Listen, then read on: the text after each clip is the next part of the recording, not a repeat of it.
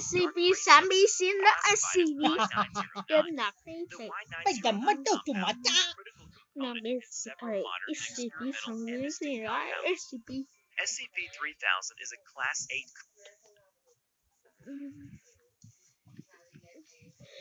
general fear and panic, and memory loss or alteration. According to a log from Site 151's historical records, written by Dr. Eugene Getz, during the initial discovery of SCP-3000, an unease was felt throughout the entire crew. A biologist of the Foundation nó named tay vô William cái felt the most ill. He began sweating profusely and act more and more erratically, at one point expressing uncertainty as to the task he was assigned to handle.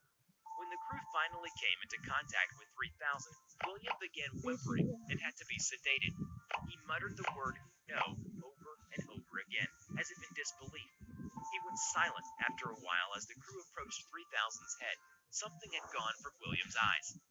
Moments after they observed the head of SCP-3000, several other crew members complained of feeling hazy and of being uncertain what they were supposed to be doing.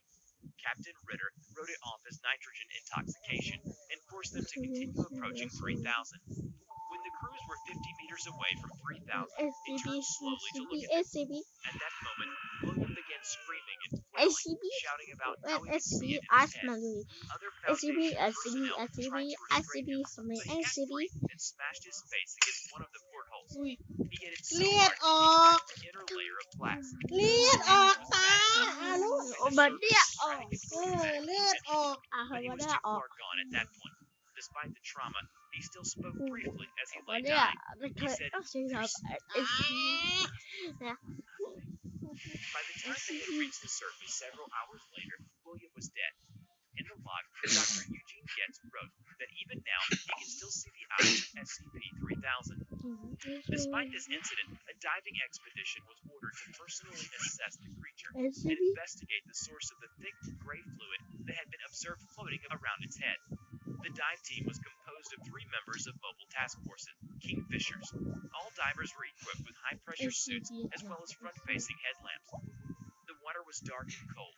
They were in position about 500 meters from the head of SCP-3000. Moments after being in the water, the team leader told the command station that they seemed to have some confusion over their call sign, and they were not sure where they were going. They felt an awful headache, like something's needling in their brain. Regardless, command told the team to continue towards 3000, but all the divers were completely confused about where they were.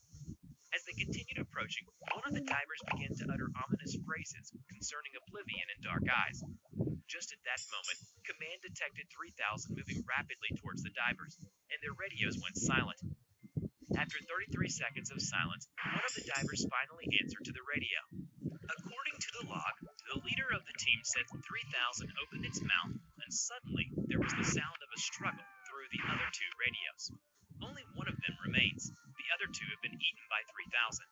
The one remained not being eaten claimed that it's extremely difficult to form bonds while near 3000. He said that the fluid was seeping through the skin around its head, about a meter back. Just looking at the stuff is making him feel like the room is spinning. He feels nauseous, and his head isn't working right. He went to retrieve a sample and attached it to one of those little balloons and let it float up so command will be able to get it later.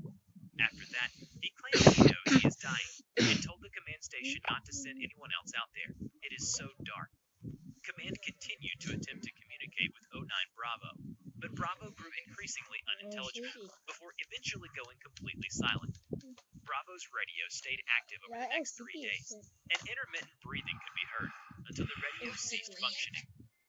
In the beginning, we have mentioned that SCP-3000 is a Thomiel-class entity. Thomiel-class SCPs are anomalies that the Foundation specifically uses to contain other SCPs. Even the mere existence of the Thomiel-class objects is classified at the highest level of the Foundation, and their locations, functions, and current status are known to few Foundation personnel.